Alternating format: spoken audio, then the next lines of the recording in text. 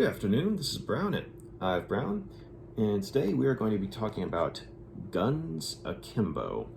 So this is a movie that I saw the trailer for while watching another movie several months back, and as strange and bloody hilarious as the trailer looked, it seemed to be something that in a lot of ways would be up my alley. And I had the occasion to watch it yesterday, and I really enjoyed it. So it was made in 2019 by a gentleman by the name of Jason Leigh Howden, and the guy is arguably better known as a visual effects artist than a movie director. Amongst other things, he was one of the guys who did visual effects work on the Lord of the Rings trilogy, which was pretty impressive right there. So the story begins with a young man by the name of Miles, played by Daniel Radcliffe, who is a video game developer. And he is in a bit of an existential rut at the moment in life because he's sort of cynical with the way things are going with the world, as well as how his life's going, with the day-to-day grind, of just doing the same thing over and over again. And he's even more cynical and depressed ever since breaking up with his girlfriend Nova. And excuse me.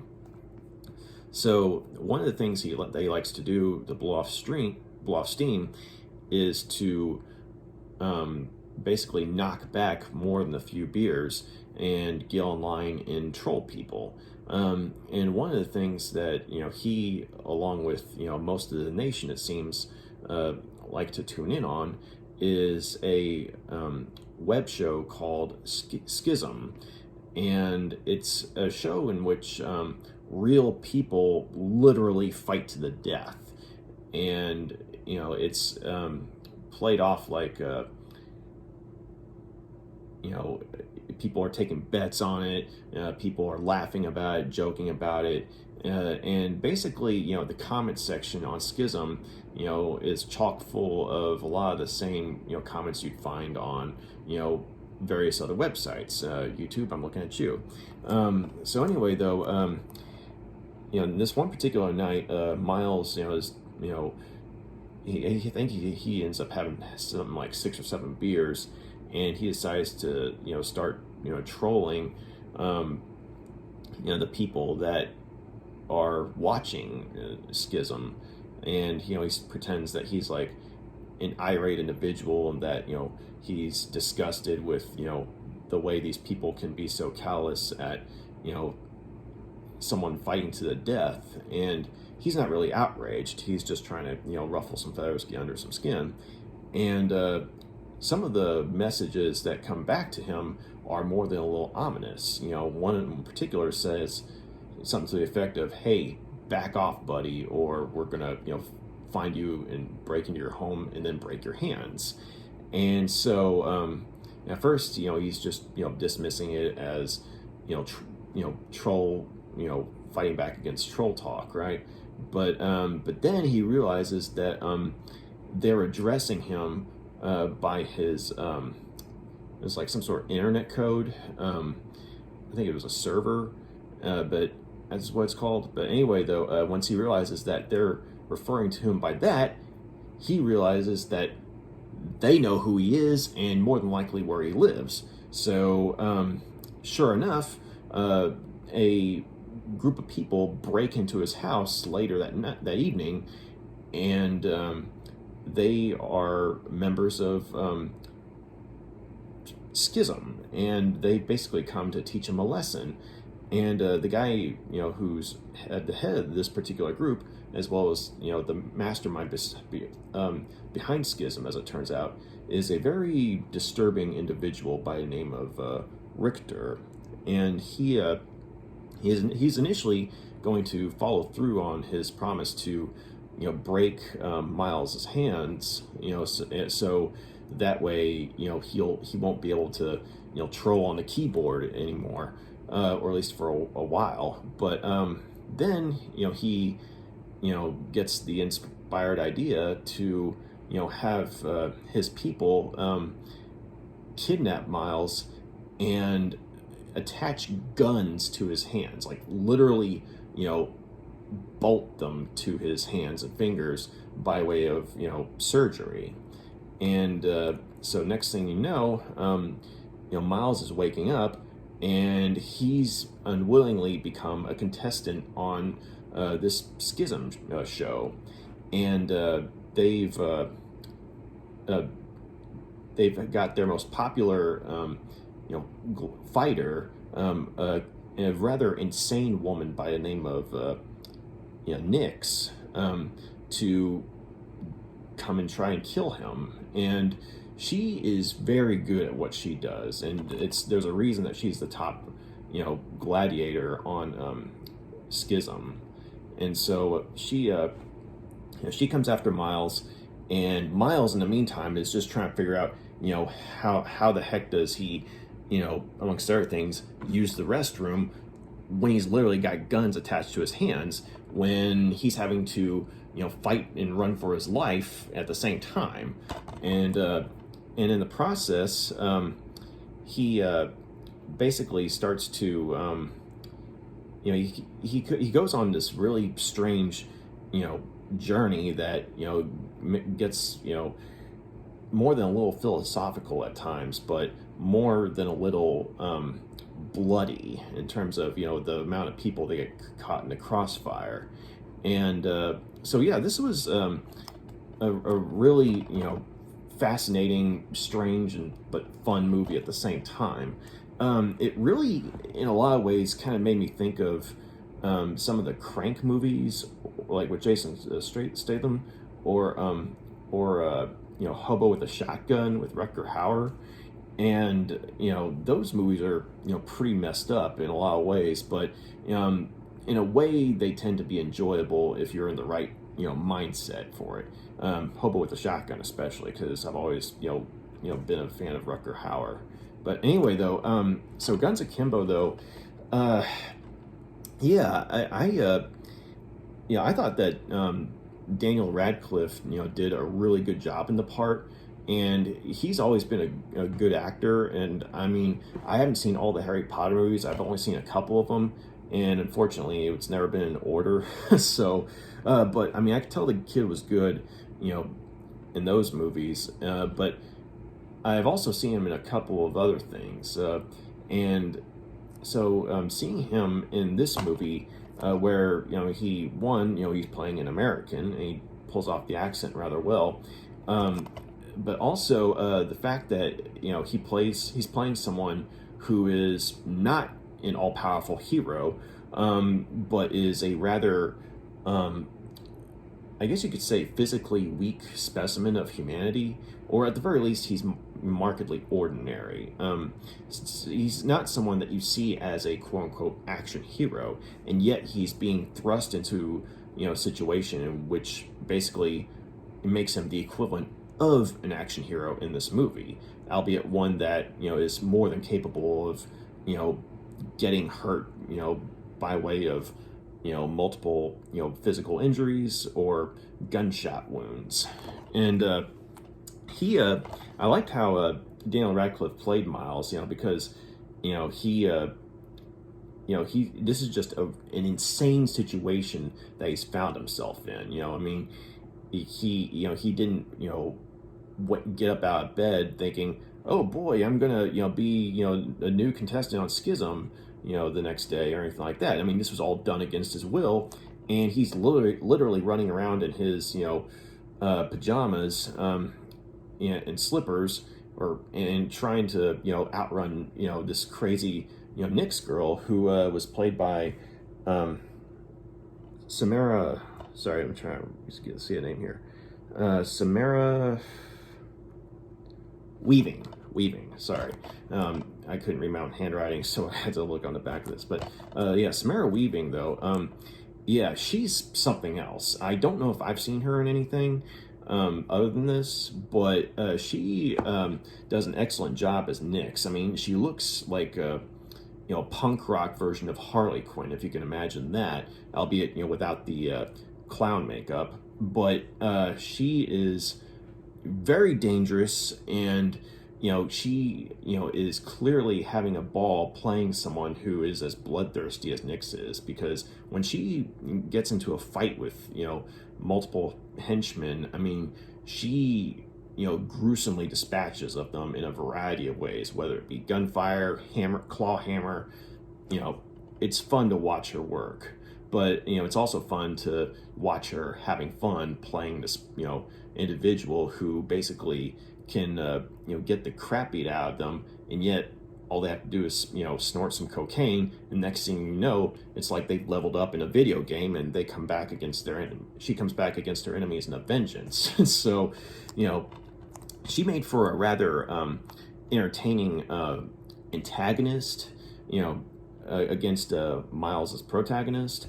But at the same time, though, you learn some stuff about her as the movie goes on, which basically kind of plants her in a, semi-tragic light. I mean, yes, she's killed a lot of people, but when you find out what's happened to her, you can kind of understand how, at the very least, she became as disturbed of an individual as she was.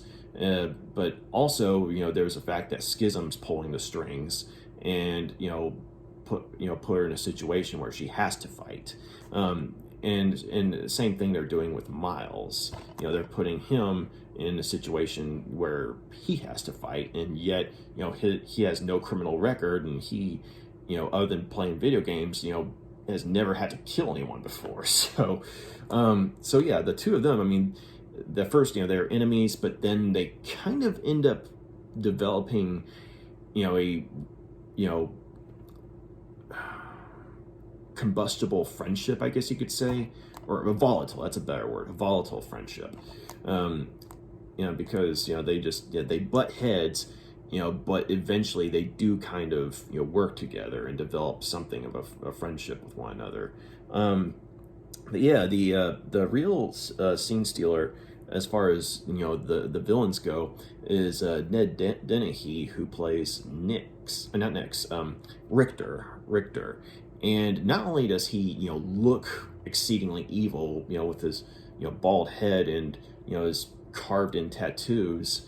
I mean, he looks like an evil Christopher Lloyd, gone who if he were bald, but he plays Richter as a guy who, I mean, you don't know how much of it is him being crazy and how much of it is him just knowingly doing something evil just for shits and giggles.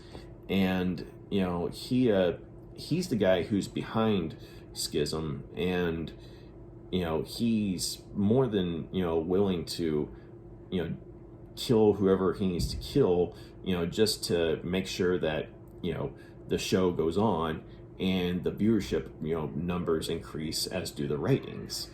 And nothing is beneath the guy. And so, but on the other hand, though, it's fun to see the guy basically ham it up, but in probably the best way possible, and yet be really terrifying as a villain, especially when you see just how depraved he is, and say the flashbacks, especially in relation to certain characters that are protagonists in the movie.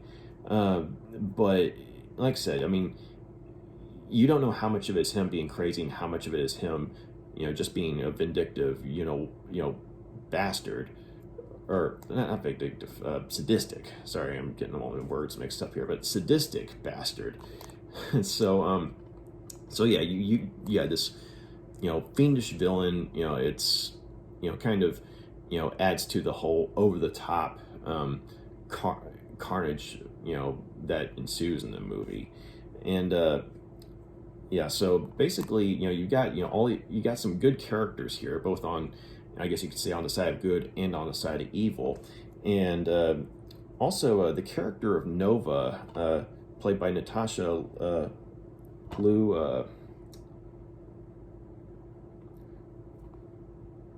Bordozzo, I think is how you say her name.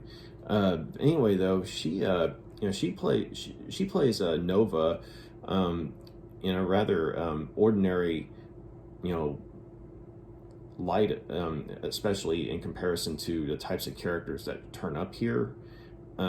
Basically, whereas just about everyone else in this movie is over the top insane, she's smoothed out and level headed, and functions as, I guess you could say, one of the few I guess realistic human characters in the movie. And when she and Daniel Radcliffe have any scenes together, they have a good chemistry, whether it be in flashbacks of their times or the present day, in which they're going back and forth on whether or not them breaking up was a mistake or not.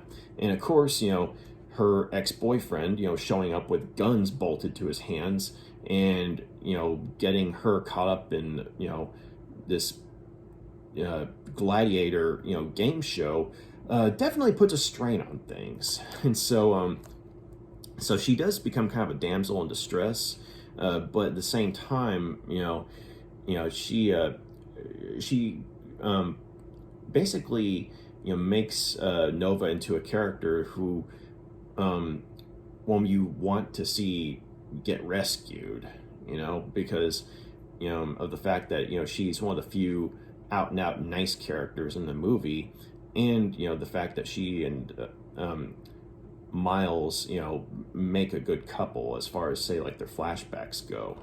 And so when Miles and Nix are kind of teaming up together, and with one of the objectives being to get Nova out of the clutches of Schism, you are invested in, basically, and you're hoping that she'll be saved by the movie's end. And but yeah, so you have some good characters, but the main thing, though, is just how balls to the wall insane this movie is. We're talking RoboCop level of satire, or the movie Gamer with Jared Butler. Imagine something like that, but less of a focus.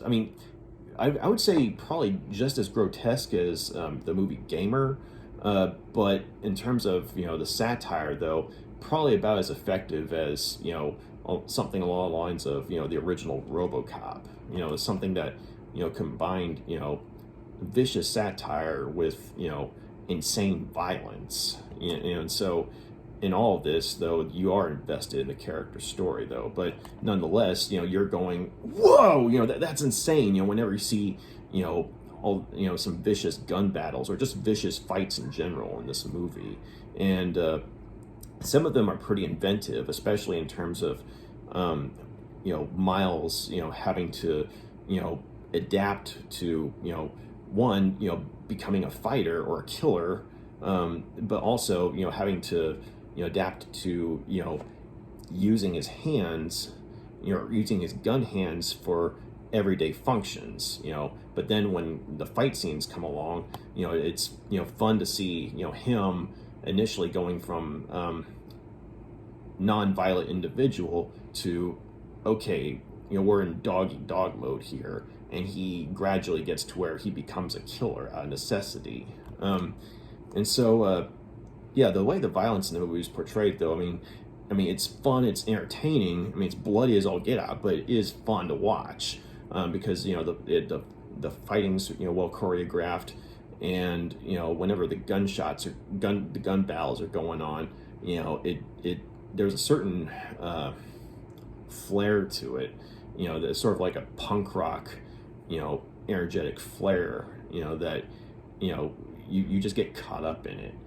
And also like how, especially with the character of Nix, the scenes of violence are used to basically, communicate things about, her character, and her mindset.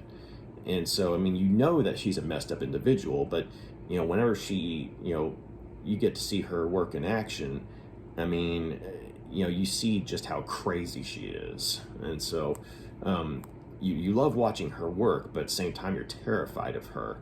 And so, I liked how, basically it was just like, fascinating portrayal, of violence that, said a lot about the characters. And so, yeah, this was, I really enjoyed it. And I think that, there was a lot of funny stuff too. That like the comedy, came into play. There was a lot of, I guess you could say dark comedy, but there are also some moments that were just, so random that, you couldn't help but, just, have a surprising little, guffaw, because it's just, when you go into, say, like a workplace, shootout in which, people are getting killed left and right, and, one of the office workers, takes a pot shot at, the shooter, except that, the gun that they're using is literally a Nerf gun, against a real gun. You get some, twisted stuff like that, where it's like you're literally watching people get killed, and then just the random fact that there just happened to be a Nerf gun laying around the office, and this office worker is like, bam, but it's just a dart, Nerf dart. And then probably in the same scene, you see, one of the office drones, just, chilling at the computer, rocking out to some, music, and all while, stuff's getting blown away right around them, and yet somehow none of the bullets hit this guy, but he doesn't even know what's happening because he's, so engrossed in the music, just, some stuff like that. Also, there's another part. It's, basically, okay, this is definitely not for kids. That should be a given. But the scene where Miles is literally having to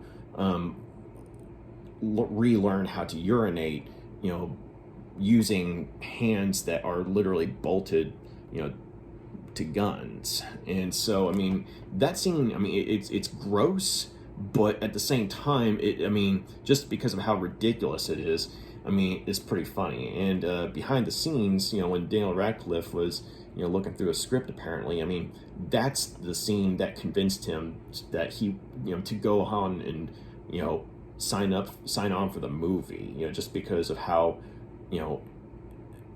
insane, the whole idea was. Yeah, the comedy here, like it's very, it's not kid friendly because it's not a kids movie, but at the same time there's like a lot of dark humor that adults can appreciate, if they have also if they got a strong stomach, that helps too.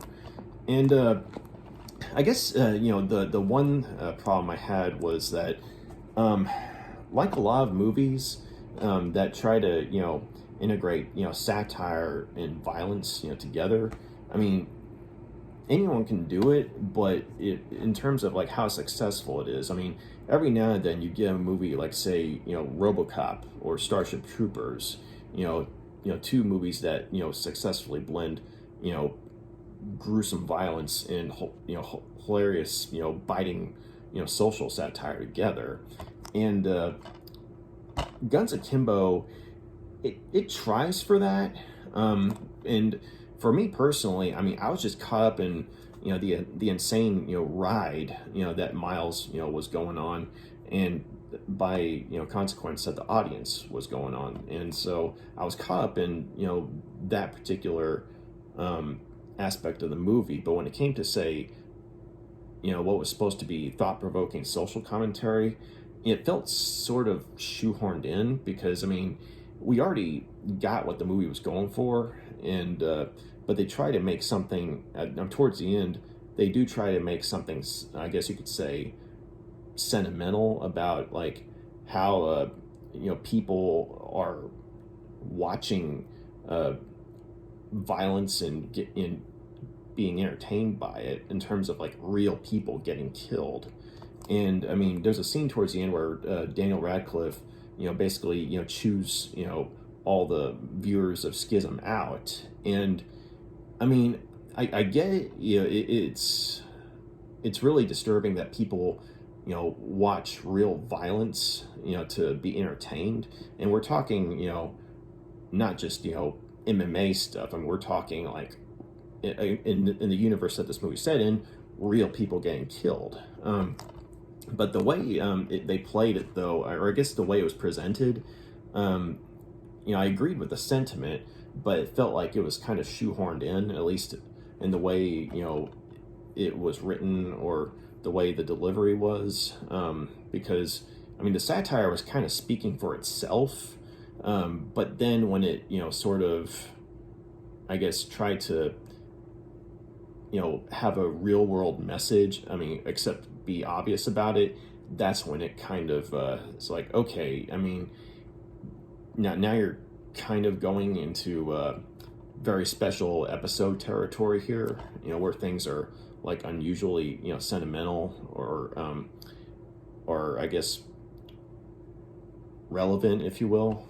And like I said, the satire was already speaking for itself, just based on what was going on in the movie.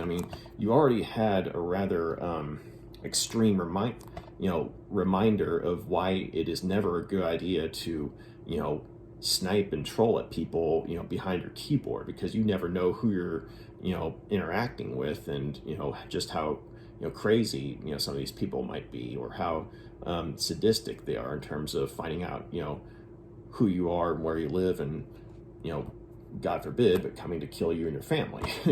Stuff like that. I'm pretty sure has happened. So Guns Akimbo, it took that scenario and just raised it up to 11. So yeah, you already had a potent reminder as far as don't be a troll. But then when you get to the point of shooing out people for watching and violence and being entertained by it, that's where it just felt kind of I don't know, it just felt awkward the way it was put in. So yeah, I think that was probably the one real problem I had with the movie. But other than that, though, it was pretty good. I enjoyed it. And also the music, the soundtrack in this movie, was really good. One of the bands was a group called Three Teeth. Or I don't know if it's like one person or a group of people, but they did some really good cover versions of Spin You Around Like a Record, which was the really popular 80s Dead or Alive song. And then they had an awesome cover of Ballroom Blitz. And that particular scene, with that song being used, it works. We're talking like an extreme shootout, but very good choreography, and that aforementioned factor of the violence on display saying a lot about a character's mindset. That was an awesome scene. And I think they also did the cover of a Real Wild Child, and so that was a very unexpected song choice. But it worked. And so there was some other good music in here, but those were songs that stood out to me. And so yeah, the music that they used in this movie enhanced the mood of what was going on. And also this guy, Rice Darby, I believe he's a comedian, and I know he was on a show called Flight of the Conchords. I think I might have seen a clip of it, but I never watched it.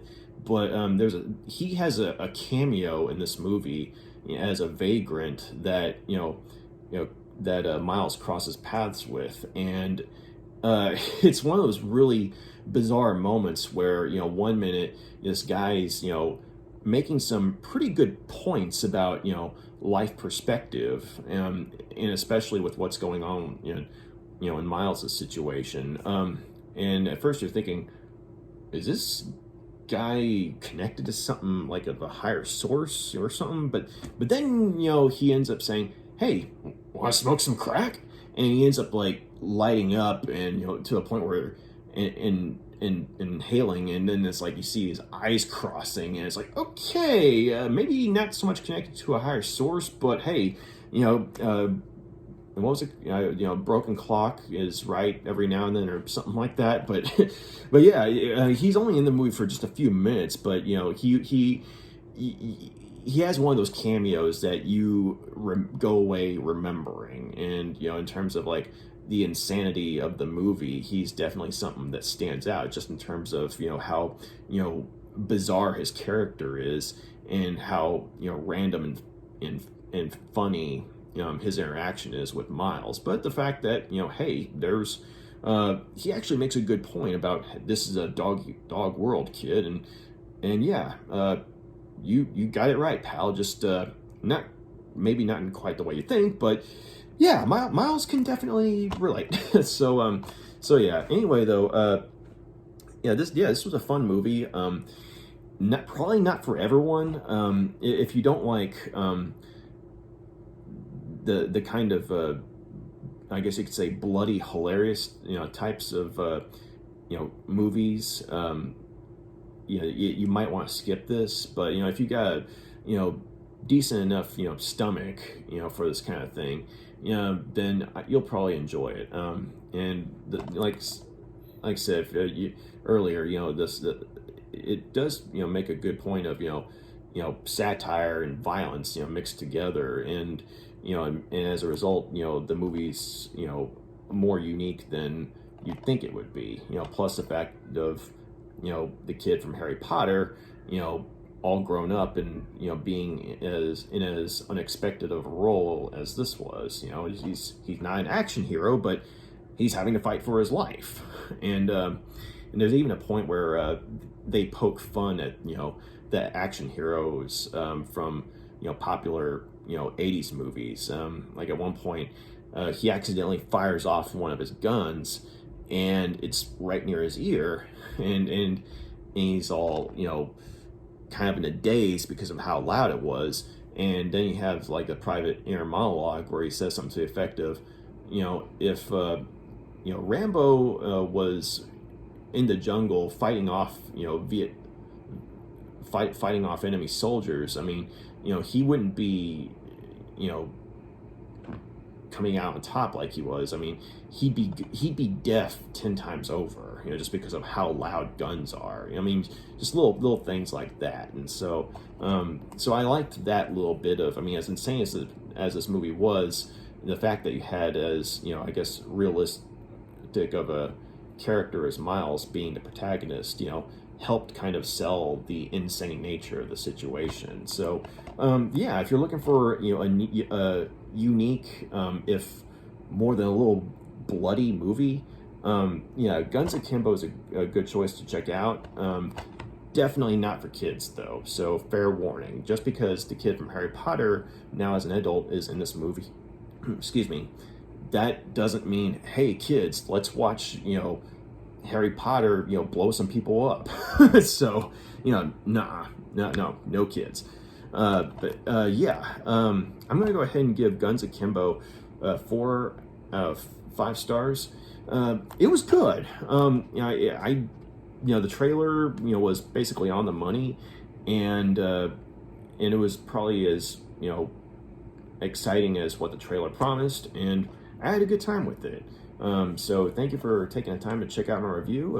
Y'all got any questions, comments, let me know. Y'all have a good day. Try and stay cool out there. Bye.